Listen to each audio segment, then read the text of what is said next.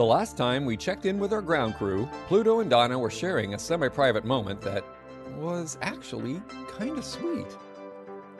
Well, except for Mr. Southers in the background shouting, "Go on and get it, gold member!"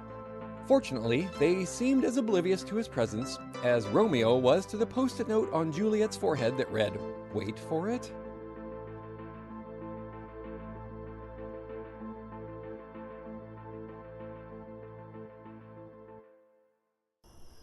There is moonlight in your eyes, my lady. It has been a while, hasn't it? That ain't moonlight, Goldilocks. Sadly for our star-crossed lovers, just before their lips could meet, there was what is known in certain circles as a ruckus. They're here! Guards! Felonius. Stay where you are. You're surrounded. Okay, now dang it. I was looking forward to that guess. As was I, lady. Good work, Pluto. You led us right to them. What? No, I didn't. Ha ha ha ha! You can drop the lover boy pose now, Lord Pluto. Pose? I knew it. Oh, damn! The old god mistakes a human for his long-lost lover trick. Oh, I can't believe I fell for it. Oh. Fair Persephone, you must believe me. I would never betray you. Oh, give it a rest, Pluto. You might have fooled them with your lover boy routine, but you're covered blown higher than a Scotsman's skirts after a baked bean breakfast. Come along, all of you. You did well, Pluto. No, this is deceit. Subterfuge, please. Donna, tell me you believe me. I don't know what to believe. All right, Felonius, I got 'em all gathered up for you. You go on ahead and bring 'em in. I need to be heading back up to G2HQ. I don't think so, Southers. There's someone back at the resort who'd like a moment of your time. Probably a foot of your lower intestine or a lobe of your liver. But I'll let the two of you sort that out. Now, hang on a minute there, Felonius. Oh, we know Tiberius is dead, Felonius. You're acting on your own authority, I mean, do you really think these guards will do as you say? They will, if they know what's good for them. Please, you can barely get your own shadow to follow you. Ooh, good one, honey. Except it's night. He knows what I mean. Yeah, Ben does have a point, though. I mean, a really good insult. Well, it's not situation-specific. Oh, come on, no. I think a really good insult is like an egg. You can't escape it once it hatches. Right, Pluto? If you say so, lady.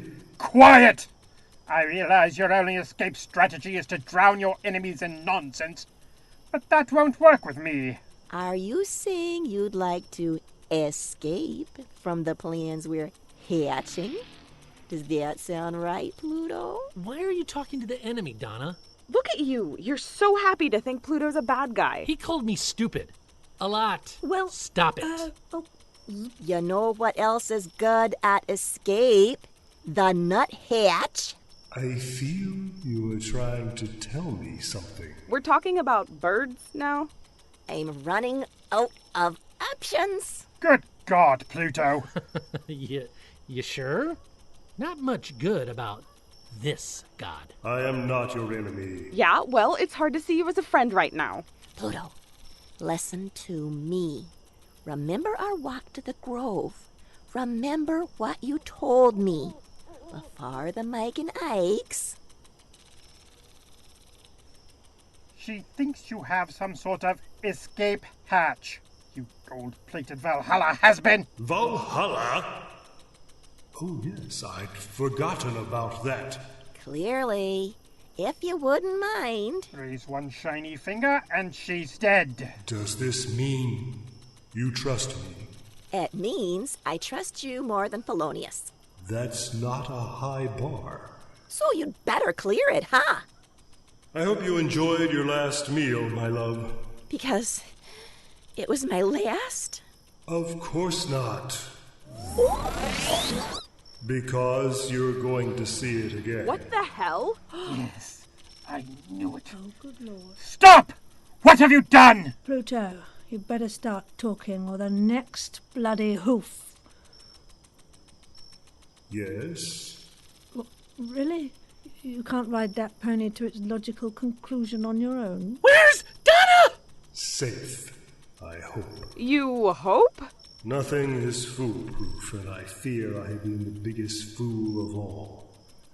We must hide to the tunnels. Oh, I'm not hiding anywhere until you tell us where Donna is. No one is hiding unless I tell them Like to. Donna, you mean? Yeah, she hid it out of here in a hurry, didn't she? Huh. I don't suppose you could do that little trick a second time there, could you, Pluto, my boy? Find me little hints to hide to. No. And now high sounds funny. Yeah, I'm starting to doubt the existence of these guards you're threatening us with. I mean, they're awfully quiet. Stealth training. And where are they? It's a golf course. There's not a lot of things to hide behind. It's dark. It's not that dark. You're alone. Yo! Okay, except for Wild Eye. Really, Charlie? I thought we were friends. He had some unprofitable affection for Donna. He'll quite happily shoot the rest of you. Ah, that stings, Charlie. It really does. It's better than a bullet, I suppose. Right, tunnel. Who's giving the orders here? As it happens, I was taking you to the tunnels anyway. March! Captive again, our ragged band heads across the 16th hole and back to the tunnels under the watchful, if poorly focused gaze of Wild-Eye Charlie the Sniper. Oh, if he sees Julie occasionally stoop to retrieve a golf ball and stick it in one of her many pockets, he makes no move to stop her. Meanwhile, back on the ship, Howard and Emily have finished refurbishing the crew room previously destroyed by Colin's eye lasers, or one of Le Bichon Frise's nefarious but stupid plans, or a von Haber-Zetzer experiment gone awry. Who remembers? Anyway, it's fixed now, complete with new, soothing music and surprisingly functional equipment. It's so nice. There are bookshelves? Does that mean there are also books somewhere on this ship? There are tooth marks on the tables. And on this chair. And on the refrigerator. Did you guys get hungry? Hey, you try setting up a crew room with no arms there, champ. We found this equipment in an almost identical room on the 15th level. Once we got this place all cleaned and reptilian, Prepared. we had to bring it all down here without arms. Appliances, furniture, etouffee, etc. Well said there, Tater-Tot. Why didn't you just leave it there and make that our new crew room? Crap. I think I'm gonna cry now. Yep, that's what's happening. I'm feeling the WD fighting welling up. Where do you even have teeth? I'd like to claim this shelf for my novel. It will just be the manuscript at first, of course. You'll all have to promise me you won't peek. Ooh, you could read it to us. Well, I don't know that anyone wants to hear it in this rough state. I'll just go get it, shall I? Oi! That was weird. What was weird? Ooh, check out the feed trough. We installed that just for you, my four-legged, lustrous-maned friend. Are you flirting with the zebra? Hey! Can't a repair bot admire a well-kept duty? Well, this is awkward. What happened, Olivia?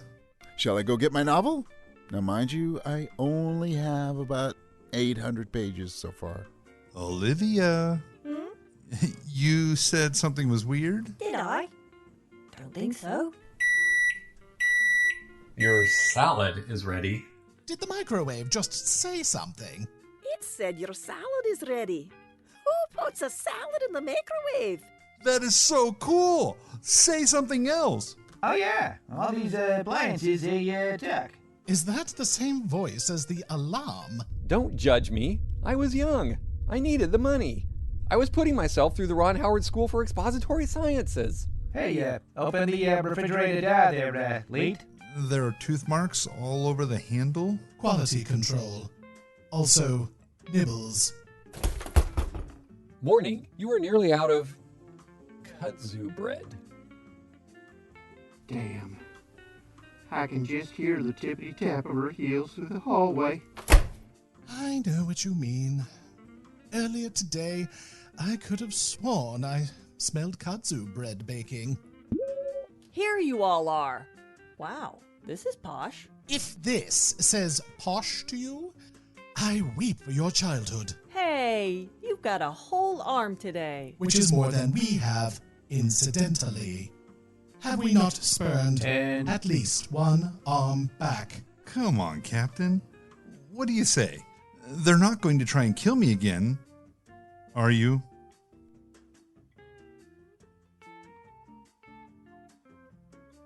No. See? No room for both symmetry and survival instinct, huh? Fine. One arm. But if you raise it against the crew, I'll set the Damn. I will keep an eye on them. Goodness, such a lovely new cruise space we have. Has anyone seen Joe? I am, needing a clean up on aisle 5, as they say. If I listen to your novel, can I sit on your lap? No. Your cocktail is chilled. Oh, thank you. You are out of greens. Ah, I see we have the talking appliances now. How spectacularly useless. Hello, Dr. Von Zetzer. You're a weirdo. Whoa, it knows you? This is why I wanted the non-speaking variety for our crew room. The little boy who programmed the speaking of the appliances was a complete Arschgeiger. I know you're a butt violin, but what am I? And he spoke a little German. Horsenscheiße. If Doc here is going to duke it out with the microwave, perhaps the rest of us should hide to the bridge? Hi. No idea where that came from. Anyone seen Freeze today? Sulking in the swamp, I think. My research assistant finally agreed to do some actual research. What do you have him doing? Don't worry, Captain. It's nothing he can use to hurt anyone. I have him collecting different harmless samples to see if anything will work against the plants, besides the mold. Such as? I had several things on the list. Swamp water, those stinging brambles, venom from the cave snakes, a few mushrooms. Mushrooms? Not yours, Greg, I promise. There are several species of lichen in the caves, though, that are really interesting. Yeah, I'm liking those. Is that why he was scraping an egret's tongue? I thought maybe that was some weird assassin ceremony. He's scraping the tongue of a rabid bird, so you naturally assumed it was part of some odd assassin ritual. Exactly how did you make that logical leap? And remind me again of the requirements to be an Oz captain. He'll be scraping you off the ceiling in a minute. Retracted. But really... Dr. Theo, do you really think venom, diseased spittle, nettles, and potentially psychedelic cave lichen are harmless in the hands of an assassin? Le Bichon Frise hasn't shown any signs of recovered intelligence in quite a while. My hope is he'll get wrapped up in vines the way Captain Jessie did. But that would kill him. Sadly, no. But it would take him out of action for a day or so. Leet, why are you holding my hand? To comfort you? But I'm not anxious. You're awake. Fair. It's nice. I thought you all were leaving. Seriously? We're being dismissed by our refrigerator? My smoking ruin is chilled to perfection. Leave the fridge alone. What's in a smoking ruin? We are. Hey! I'm not entirely sure. There was just a button with a pair of big shiny pink lips on it. When I pushed it, it told me to wait 17 minutes and 9 seconds, and a smoking ruin would be delivered. And you assumed it was a cocktail and not your future aboard the Oz 9. Let's just say I was pleasantly surprised. These trained, polished, elocutionarily perfect syllables? Wasted. Anyway, on Bridge 19... Olivia! Olivia! You squawked? I did not. I need you to track Joe. I've been hunting his body tag all morning and not a hint. Look, Missy, I've already got 2 captains hollering every time we hit a space pothole. I'm not at your beck and bellow, all right? I do not bellow. You do. There, what's that? Where? That blip in Pod Bay... Oi! Is that Pod Bay 3?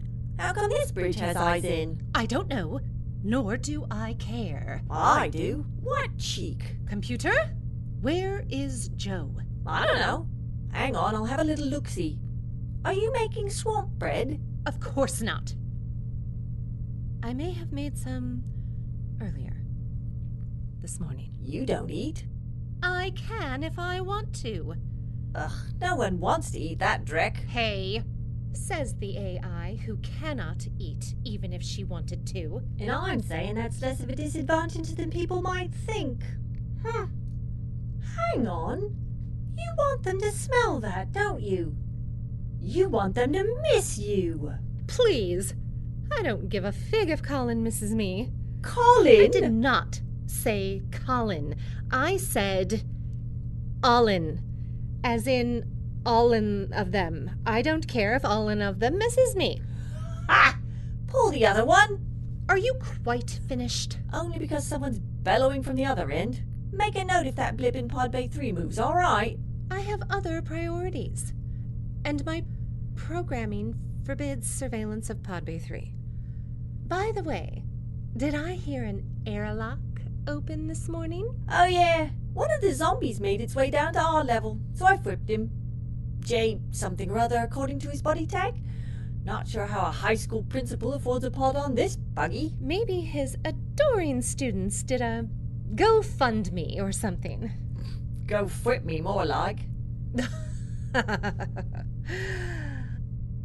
Are the other zombies getting close? Not too. I'll keep an eye on him. No peeking into Colin's bunk. Don't be ridiculous.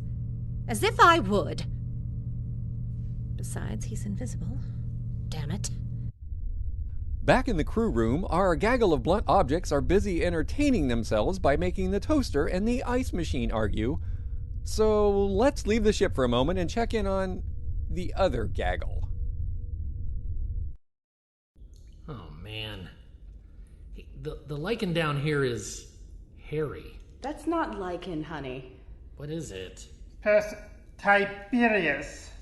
So that's... Scalp. Hand sanitizer? He gave of himself so that the others might flourish. Rest his soul, blah, blah, blah, blah. Yes, well, apparently he didn't give of his feet. I believe I just stepped on one. Show some respect! No, I don't think I will. All right, Pluto, what was the mad rush to get here? I'm the one with the sniper. I'll ask the questions. Yeah, your sniper is a crap shot at the best of times. Think you can hit us in here? Fine. I'm a far better shot, and I'm much closer. Is that a gun? My sharpshooter Barbie's gun was bigger than that and less pink. Sharpshooter Barbie? My parents believed in equal opportunity toys. How very American. Did you enjoy that, or...? Sure. My brother was less excited about Crochet Ken, though. Crochet Ken. And we wonder why men grow up like soft and squishy Ben here. Your hairdo costs more than my car. Son, you and I are going to have a talk about masculinity and grooming one day real soon. It's a gun, and it shoots very real, very deadly bullets. So be quiet. Pluto, why are we here? Are there any strangers among us? Strangers? Do any of us look like strangers? Humans mostly look alike to me, like ants or shoes. Shoes. No strangers. Has this area been disturbed? Is anything out of place? Well, I suppose you could say that elbow there is out of place. Is it? Well, it really should be somewhere between a wrist and a shoulder, shouldn't it? Perhaps that's not what you were talking about. No, probably. I'm not sure. Maybe. Not real helpful there, Pluto. There should be someone here. Someone? Can you be more specific, please? A human? How is that more specific? Ben, I got this, okay? Pluto, would it be a human you've seen before? Male, female, androgynous, anything? I don't know. Why is no one here? Is it possible the plants got to him? Or her, or them? Oh, bother, is it the time? Sorry, mustache. Bye! Get back here! No good. Miss! Keep training, Felonius. Sorry, Charlie. Better luck next time. Keep training. Left a bit. If another of you tries that, you'll do it with a hole in your head. Got it? Your threats are unnecessary, Felonius. I need them here more than you do. No one will leave. Ugh! So you're not content with probably killing off Donna, huh? You want to give us all up to the plants. Ugh! I guess you are on their side. Ben, stop. Do you smell that? What do you smell, Lady of the Plants? Gertie. She's been here recently. You can smell her? Don't freak out. I noticed when Donna and I were trying to help her that she, Gertie, not she, Donna, had a distinctive smell, like lemons. Oh my god. Does that mean you speak plant? How do you say waiter in French? Garçon. Oh, very well, I get your point. Just remember, Felonius, we helped her. We may have a powerful friend. Or two. Oh, yes, sorry. Two. Is he a friend, though? Good thought. One, maybe two. Two. I did not lead them to you. What number of times must I repeat this point? I realize you're probably getting dizzy from all this jumping around, but we do need to quickly pop into the resort. Ooh, if you thought Mr. Souther's office at G2HQ was fancy, well, it is.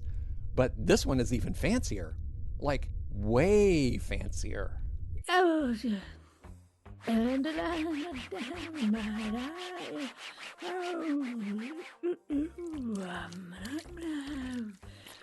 Who's rummaging around out there?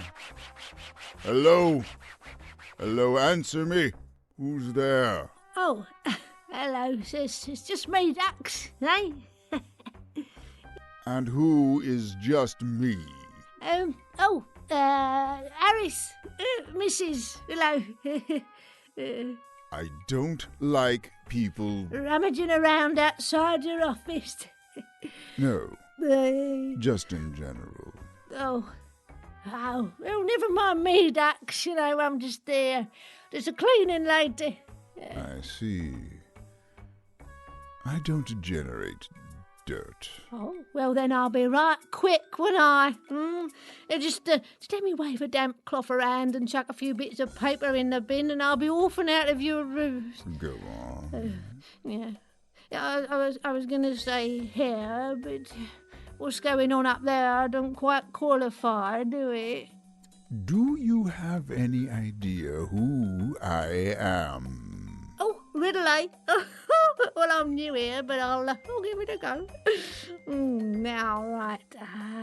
So, considering the position of your office and the cost of your furniture, I'd say you're the big wheel of cheese at the end of the grocer's counter, aren't you? Eh? Yeah, pennies enough to afford some decent shampoo, anyway.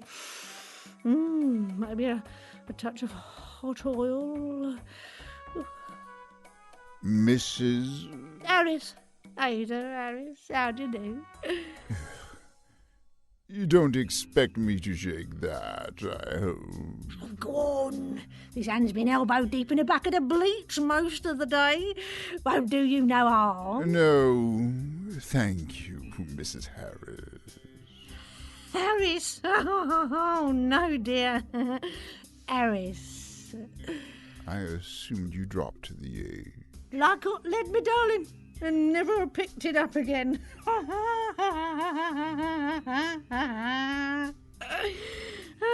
Now, don't you mind me, Dax, eh? Oh, my name's Harris.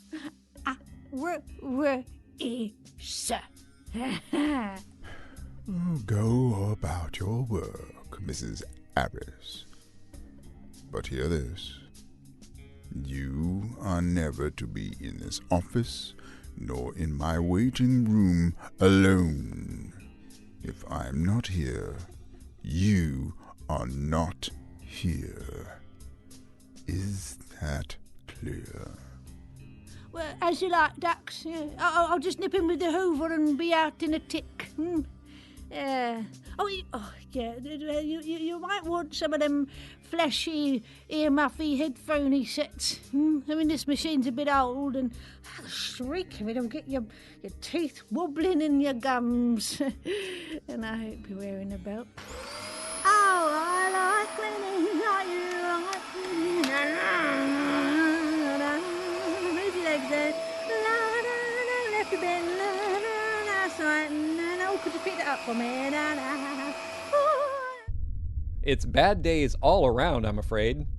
Because just at that moment, in Pod Bay 3... Oh, I think I threw up hard enough to give myself whiplash.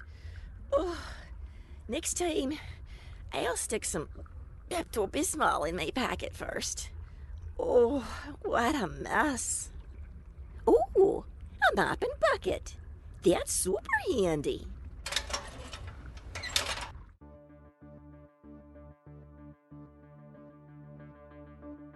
You've been listening to Lee Shackleford as Pluto, Kevin Hall as Felonius and Greg, Bonnie Brantley as Donna and Jessie, Iri Alexander as Julie, Aaron Clark as Ben, Sarah Golding as Mrs. Sheffield, Mrs. Sheffield as Mrs. Arris, Eric Perry as Southers, Dr. von Zetzer and Howard, Tim Sherburn as Colin and Emily, Richard Cowen as Leet, David S. Deere as Dr. Theo Brome and Tiberius, June Clark Eubanks as the Albatros, Shannon Perry as Olivia and Madeline, and me, Richard Nadolny, as your narrator, and also as the microwave and the fridge.